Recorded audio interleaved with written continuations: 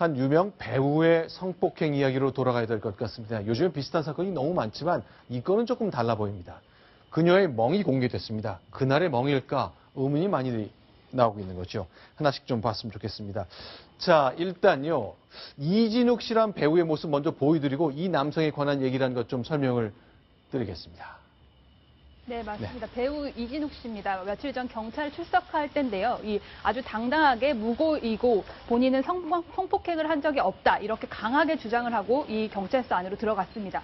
그런데요, 오늘 이 고소 여성이요. 네. 처음으로 이 자신의 어떤 상해를 입었는지를 사진으로 공개를 했습니다. 한 언론사에 공개한 사진인데요. 네. 사진을 보시면요.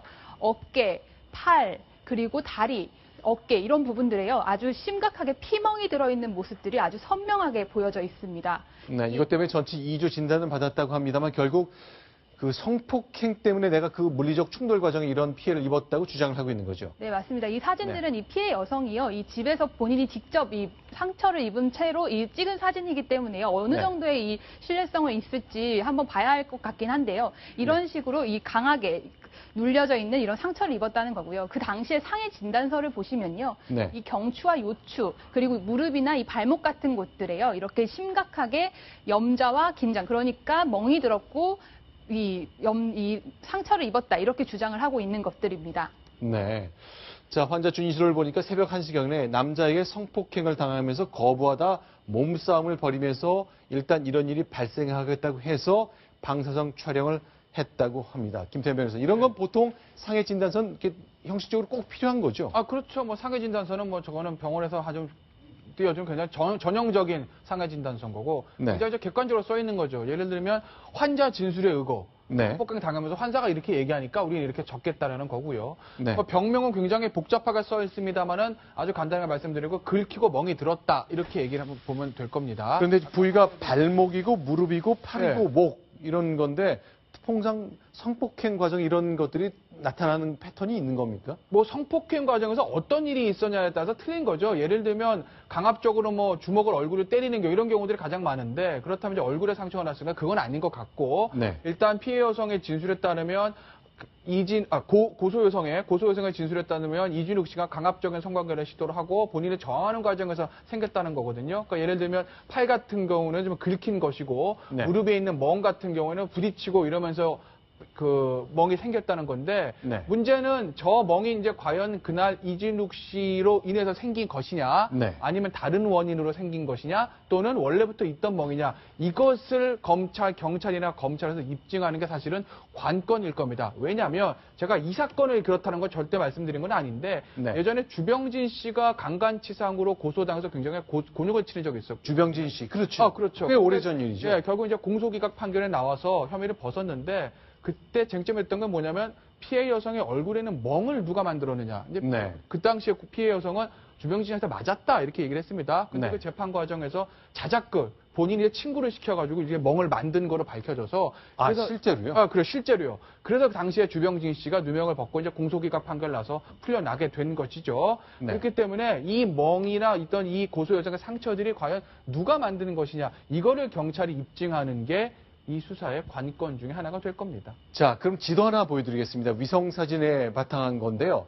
서울 서초구 방배동이 등장하고요. 설해마을이 그곳에 있죠. 네, 자, 김유린 기자. 여기서부터 일이 시작되는 거죠? 네, 이 세 사람이 처음 만난 게 이 설해마을에서 오후 8시 한 일본 식당에서 만났다고 합니다. 고소 여성 그리고 이진욱 씨 그리고 또 다른 한 사람이네요. 네, 한 중견 여가수의 아들이라고 알려져 있는데요. 이 지인의 B 씨의 소개로 이 세 사람이 같이 식사를 하게 됐다고 합니다. 그럼 이 두 사람은 처음 만난 건 맞는 거죠? 네, 고소 여성과 이진욱 씨 두 사람은 처음 만났다고 하는데요. 네. 이 이진욱 씨의 주장에 따르면 이 당시에 고소 여성이 아주 호감을 표현했고 오랜 네. 팬이다 이렇게 얘기를 했다고 하고요. 네. 1시간 정도 후에요. 이 노년동 고소 여성의 집 가까운 곳에 있는 한 호텔 앞에요. 여성을 내려다 주고 그리고 네. 이진욱 씨와 이 지인 B 씨는 다른 곳에 2차의 약속이 있다 하면서 네. 떠났다고 합니다. 일단 이렇게 헤어졌기 때문에 마치 일단락된 것처럼 보였습니다만 하지만 그 이후부터 상황이 좀 더 생기는 거군요. 네, 맞습니다. 이 고소 여성의 휴대폰을 보니까요. 이날 밤 11시 49분부터 이진욱 씨가 고소 여성에게 4차례 전화를 하는데요.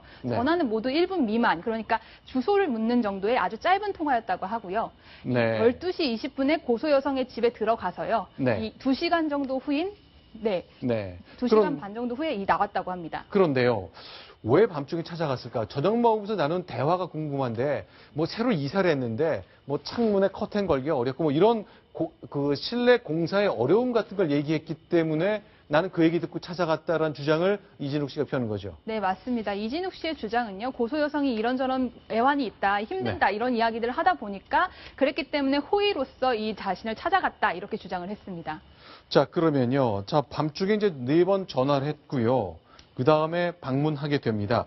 자, 그런데 이런 4번 통화, 결국 이제 처음 만났지만 서로 호감을 표시했고 전화번호를 주고받았다. 이것까지는 확인이 되는 것 같고 그 다음에 결국 왔다는 건데 그 후에 좀 상황이 더 생긴 거죠. 네, 그렇습니다. 지금 이 고소 여성 같은 경우에는 집에 그렇게 있었는데 네. 이진욱 씨한테 갑자기 전화가 왔다고 합니다. 지금 네. 보시면 착신 통화라는 것을 볼 수 있는데요. 2통의 전화가 온 겁니다. 굉장히 짧은 시간이고 그 다음에는 통화가 10초랑 네. 3초밖에 안 되네요. 네, 그렇습니다. 3분이었죠. 그러니까 10초짜리와 3분을 한 거예요. 10초와 3분이었습니까? 네, 잘못 그렇습니다. 봤어요. 어느 정도 처음에는 전화가 무슨 전화지 했다가 그 다음에는 제가 얘기를 좀 한 겁니다. 네. 그러자 이 A 씨가 이진욱 씨에게 집 주소를 문자로 보내줍니다. 그러니까 앞에 통화는 네. 아마 집 주소를 요구하는 내용이었던 것으로 추정이 되는 거죠. 그런데 이제 밤중에 전화를 해서 너희 집 어디 사냐? 집이 어디냐? 이렇게 문자를 주는 거 쉬운 일은 아닌 것 같은데 뭐 그런 만한 상황이 좀 있었나 보죠? 네, 이 피해 여성, 고소 여성 같은 경우에는 네. 그 부분에 대해서 이렇게 얘기를 했습니다. 네. 계속 집을 물어보고 네. 그런 상황인데 이걸 계속 안 알려주려고 하니까 중간에 끼어있는 B 씨가 생각이 나고 또 네. 계속 자기가 경계하는 듯한 모습을 보이는 것도 좀 안 좋은 것 같고 그래서 어쩔 수 없이 가르쳐준 거다 이렇게 얘기를 했습니다.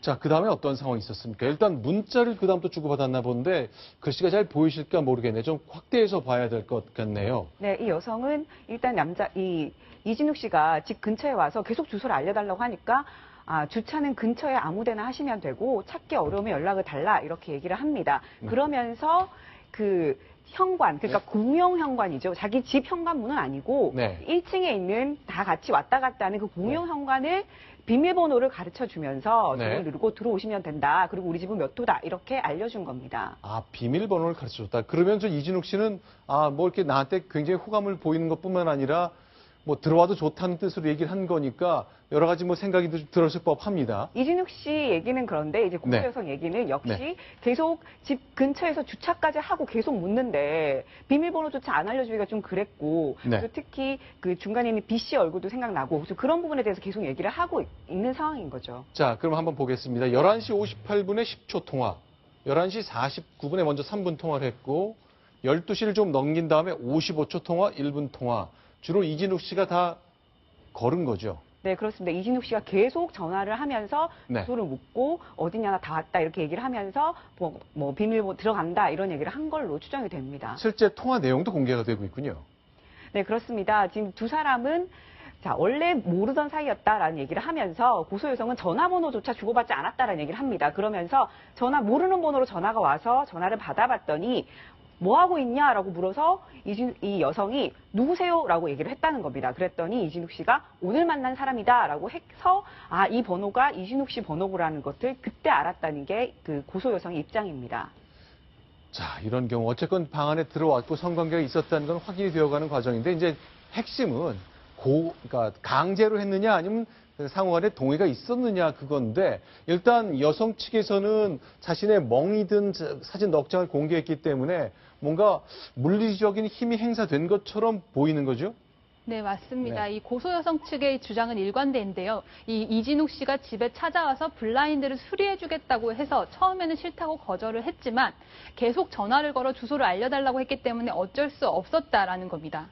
그리고 이진욱 씨가 주변에 계속 찾아다니다 보니까 어쩔 수 없어서 이 주소를 알려줬을 뿐이라고 하고 있고요. 지금 이 애초에 나왔던 그 상해 진단서 자체에도요. 애초에 주장했던 것이 이 성폭행을 당했다라는 주장을 했고요. 지금 현재까지도 같은 주장을 하고 있기 때문에 뭐 일관성이 있다고 볼 수 있을 것 같고 이진욱 씨는 내가 먼저 전화를 걸었다라는 부분은 확인을 했지만요. 만약에 이 고소 여성이 난색을 표했다면 찾아가지 않았을 것이다 라면서 본인의 혐의를 부인하고 있는 모습입니다. 자, 아까 사진 보면은 물리적 행사가 있었던 것처럼 보이는데 이진욱 씨는 좀 다른 얘기를 하고 있다는군요. 그렇죠? 이런 것들을 여성으로 볼 때는 아니 내가 이렇게 강제적으로 그 물리형을 당했다고 주장할 근거가 되고 있긴 합니다만 이진욱 씨는 나한테는 상처가 없었다고 얘기를 하네요. 네, 맞습니다. 이 정도의 이 몸싸움이 있었다면 나에게도 손톱 자국이라도 하나 있어야 되는 거 아니냐. 그런데 강제성이 있었다면 저항을 했을 테지만 몸에는 손톱 자국 하나 없을 정도로 이 문제가 없다. 이렇게 주장을 하고 있습니다. 근데 이제 초기 상황이 가장 중요하잖아요. 김태현 변호사께 좀 여쭤보겠습니다. 일단 12일에서 13일로 넘어가는 새벽에 있었으니까 내가 즉각 이렇게 성폭행을 당했다면서 문제 제기를 했으면 좋겠는데 이 문제를 좀 복잡하게 꼬이게 만드는 것이 약간의 시간이 지체됐다는 거거든요. 그 이유를 설명 좀 해야 되겠네요. 그 피해자 측에서 지금 이렇게 고소 여성 측에서 이렇게 얘기를 하죠. A 씨는 평범한 직장이기 때문에 관련 형사도 잘 모른다. 그리고 고소장을 접수할 때 증거를 가져오라는 이야기를 들었고 그제서야 사진 찍고 진단서를 받았다. 이 얘기는 왜 나오는 거냐면 경찰에 고소장을 접수할 때보다 진단서를 받은 날짜가 좀 뒤라는 거죠. 그러니까 예를 들면 바로 병원에 가서 진단서 다 받고 준비를 탁탁탁 증거를 다 확보해가지고 고소장을 딱 접수시켰으면 그것이 어떻게 보면 제일 깔끔한 절차였는데 그게 아니라 진단서나 그런 부분들 지금 보시면 13일 날 새벽에 사건이 발생을 합니다. 네. 그죠? 그리고 13일 날 오전에 그날 아침에 식사 자리를 주선한 지인에게 연락을 하고요. 그때 이렇게 이때 지인에게 연락했을 때 마치 아무 일이 없는 것처럼 문자를 보냈기 때문에 아니 성폭행 당한 지 몇 시간 만에 이렇게 평온한 문자를 보낼 수 있느냐 이런 오해를 좀 사고 있긴 네, 합니다. 그래서 그 부분에 대한 이진욱 씨 측의 주장은 자 성폭행을 당했다고 하면 그날 자리를 연결해준 사람한테 강한 항의가 있어야 되는 건데 그렇지 않고 일반적으로 아무 일도 없었다는 듯이 문자를 보내는 것은 이것은 성폭행이 아니라는 것 아니냐라고 주장을 하고 있는 것이고요. 거기에 대해서 고소 여성 측은 너무나 놀라고 당황했기 때문에 일단 지인이 어떤 반응을 보이냐 한번 보기 위해서 일부러 그런 것이다라는 취지의 얘기를 하고 있습니다. 자, 그렇습니다. 13일에 그렇게 시간이 지났습니다만 피해 여성, 그러니까 고소 여성이죠. 문제 제기를 본격적으로 한 거죠. 네, 그렇습니다. 14일에요. 14일에 경찰서에 고소장을 접수를 했습니다. 이렇게 성폭행을 당했고 얘기를 하니까요. 경찰 쪽에서는 그 진단서를 받아와라 이렇게 주장을 했고요. 그래서 동네에 있는 산부인과에 갔더니 이런 부분에 대해서는 이 원스톱 지원센터가 있는 경찰병원에서 검사를 하는 게 낫겠다라고 주장을 했고요. 그래서 경찰병원에 가서 조사까지 받은 것으로 알려졌습니다. 이 고소 여성 측도 같은 주장을 하는데요. 사건 후에는 이진욱 씨를 강간으로 고소를 하기 위해서 동네 산부인과에 갔는데 그곳에서 큰 병원에 가라고 했고 큰 병원에서는 또 다시 경찰병원에 가라고 했다라고 얘기를 하고 있고요. 그러느라 시간이 좀 지체됐을 뿐이지 내가 이거를 뭐 들고 가만히 있다거나 무슨 접촉이 있다거나 그런 게 아니라는 얘기를 하는 거군요. 네, 맞습니다. 경찰병원 성폭력 상담소에서 정밀 검사를 했고요. 이 부분이 아주 국가적인 그 병원이다 보니까요. 아주 주요한 이 요점이 될 것 같은데요. 28일에서 29일 정도 결과가 나온다고 합니다. 아주 주요한 이 증거가 될 것으로 보입니다. 자, 그런데 오늘 여러 가지 좀 얘기가 좀 새롭게 나오고 있습니다. 오늘 이제 새로운 보도도 있었고 그런데요. 그동안 이진욱 씨라는 그 배우를 데리고 있는 연예 기획사 대표 이름으로 여러 가지 얘기가 나왔습니다만 검찰 간부 출신이 이곳의 대표다? 이런 소식이 전해지죠? 예, 지금 보시면 회사 시엔코 ENS라는 것이 연예기획사죠? 예, 연예기획사입니다. 이진욱 씨의 소속사인데 거기 보시면 대표이사가 최정석 이렇게 돼 있습니다. 저 최정석이라는 분이 변호사입니다.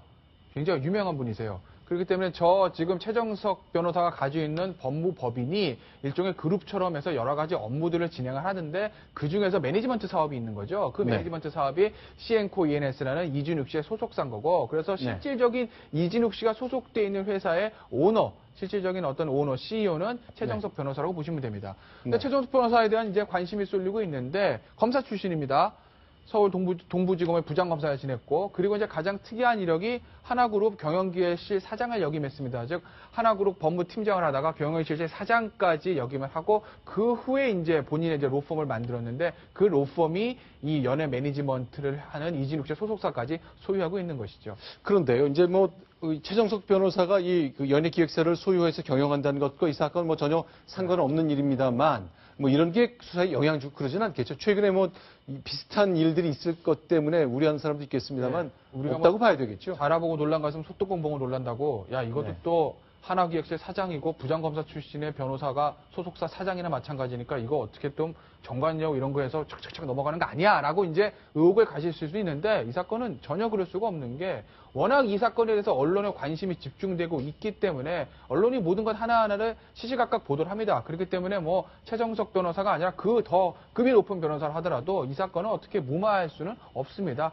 정말 진실이 뭔지 경찰과 검찰이 철저히 수사해서 가려낼 것으로 믿습니다. 그런데 보통 어떻습니까? 이게 성희롱 사건도 그렇고 여성이 피해를 입었다 그러면 남성이 아니라는 걸 특별히 입증하지 못하면 대체로 유죄가 나는 경향이 있었는데 최근에 박유천 씨 사건을 보면 또 다른 것 같고 굉장히 복잡해지네요. 이 사건이 어떤 의미에서 보면 경찰에서 수사하기는 박유청 씨 사건보다 훨씬 더 힘들 겁니다. 왜냐하면 박유청 씨 사건 같은 경우에 유흥업소 그중에서도 그 화장실은 특수한 공간이었습니다. 화장실의 크기는 뭐 대부분 유흥업소가 정해져 있거든요. 더군다나 그리고 그 여성이 어떤 합의를 요구하는 과정들에서 의혹이 있었기 때문에 경찰 입장에서는 뭐 최고의 톱스타긴 하지만 수사기가 이 사건에 비하면 그렇게 어렵진 않았을 겁니다. 근데 이 사건은 어떤 특수한 공간, 예를 들면 모텔이나 호텔, 숙박업소도 아니고 여성의 집에서 한 2시간 동안 두 사람만 있는 당시에서 벌어진 사건이기 때문에 과연 누구 말이 옳은지에 대해서 경찰이 가리는 것이 녹록진 않을 겁니다. 그렇기 때문에 이진욱 씨 그리고 또 고소 여성 양측의 동의를 받아서 거짓말 탐지기 조사까지 진행을 하는 것이죠. 알겠습니다. 이제 결국 수사 가려져야 되겠습니다. 거짓말 탐지기 하겠다는 계획이 밝혀졌기 때문에 이제 곧 그 결과에 따라 여러 가지 좀 진척이 좀 있겠죠. 그것도 저희가 좀 정리해 보겠습니다.